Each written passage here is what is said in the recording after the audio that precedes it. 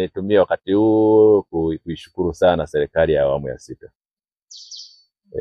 Tumekuwa tukipewa bajeti, tukiongezewa bajeti kwa wakati mbalimbali. Lakini hii ni mojawapo ya matokeo ya bajeti zile za kuongeza kwamba tuongeze miundombinu kwa ajili ya kuchukua vijana wengi zaidi. Kwa hiyo kwa eneo hili kwenye kikosi hiki kwa kuanzia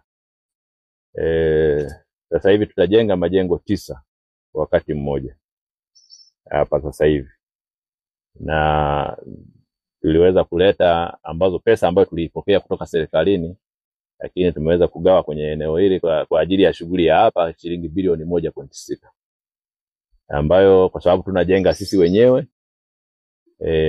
tunatumia vijana wetu, tunatumia mainjinia wetu kama ulivyowaona. Kwa hiyo tutakuwa na majengo yapatayo 9 katika eneo hili, ambapo tutajenga ya ofisi kuu ya kikosi, lakini tutajenga maanga 3 kwa ajili ya vijana. Tutaweza kujenga zahanati, tutaweza kujenga maanga ya askari kapera na maofisa kapera, lakini yapo majengo mbalimbali ikiwemo majengo ya kutunzia silaha na nini, mpaka kuhakikisha kwamba tunaweza kupata majengo idadi 9 kwa gharama ya bilioni 1.6.